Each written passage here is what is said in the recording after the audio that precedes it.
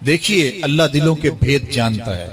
سچی توبہ یہ ہے کہ جو کیے پر ندامت ہو اور آئندہ نہ کرنے کا عزم مصمم ہو، پکا ارادہ ہو کہ یہ گناہ زندگی میں دوبارہ نہیں کروں گا. الگ بات ہے کہ پھر دوبارہ اس سے سرزد ہو جائے، لیکن جب وہ توبہ کر رہا ہو تو اس وقت اس کا پختہ عزم ہو اور اس کے دل کے کسی گوشے میں نہ ہو کہ چلو میں توبہ کر لیتا ہوں اور پھر ہو گیا تو پھر کر لوں گا. پکا عزم ہو کہ دوبارہ یہ گناہ نہیں کروں گا.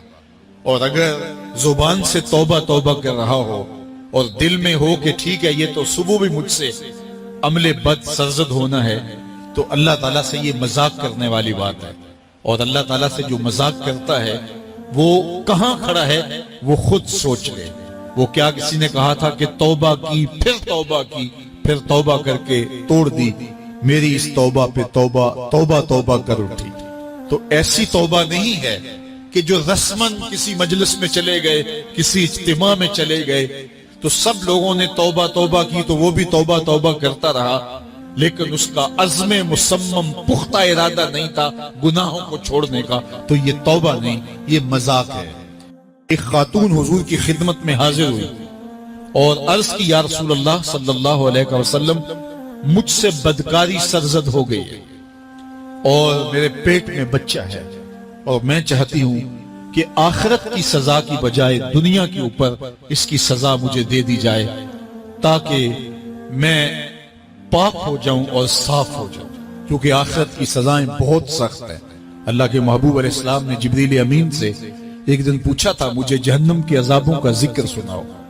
تو عرض کی یا رسول اللہ صلی اللہ علیہ وسلم، ہلکا ترین عذاب یہ ہے کہ جہنمی کے پاؤں میں آگ کے جوتے رکھے جائیں گے، باقی اس کے پورے بدن پہ آگ نہیں ہوگی، صرف آگ کے جوتے اس کو پہنائے جائیں گے. لیکن اس کی حدت، گرمی اور شدت اتنی ہوگی، یغلی منہما دماغہ، اس کی شدت سے اس کا دماغ پگھل کر ناک اور کانوں کے ذریعے سے باہر آنا شروع ہو جائے گا. یہ سب سے ہلکے عذاب کی کیفیت ہے.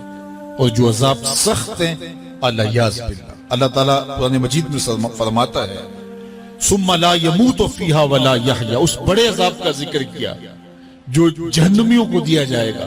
فرمایا اس عذاب کی کیفیت یہ ہوگی بندہ نہ جیے گا نہ مرے گا.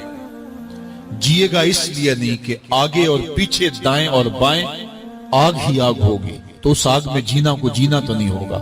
اور مرے گا اس لیے نہیں کہ موت کو موت آ چکی ہو. تو وہ کتنا سخت عذاب ہوگا.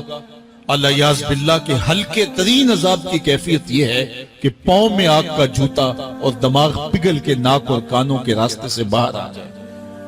تو اس نے عرض کی یا رسول اللہ صلی اللہ علیہ وسلم، میرے اوپر حد جاری کر دیجئے.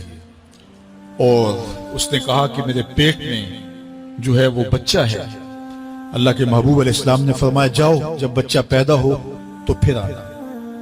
وہ چلی گئی. تو جب بچہ پیدا ہوا تو گود میں اٹھائے پھر حضور کی خدمت میں حاضر ہوئے اور عرض کی یا رسول اللہ یہ ہے بچہ جو میں نے گناہ کیا تھا، بدکاری کی تھی، آج یہ اس کی نشانی ہے.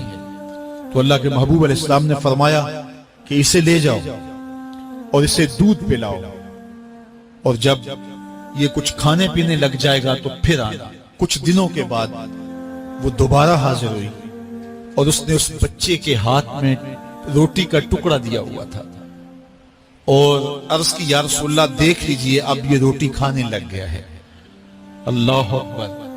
تو اللہ کے محبوب نے فرمایا انہیں لے جاؤ اور جا کے انہیں سنگسار کر دو.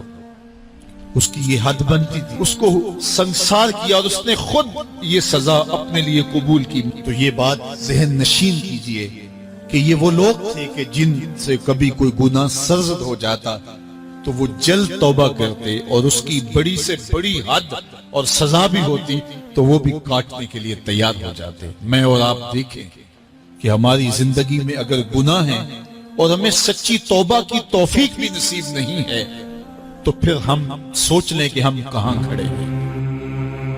ویڈیو دیکھنے کا بہت شکریہ. نیکی پھیلانے میں ہمارا ساتھ دیجیے. ویڈیو کو شیئر کر کے دوسروں تک پہنچائیے اور ثواب دارین کے مستحق بنیے.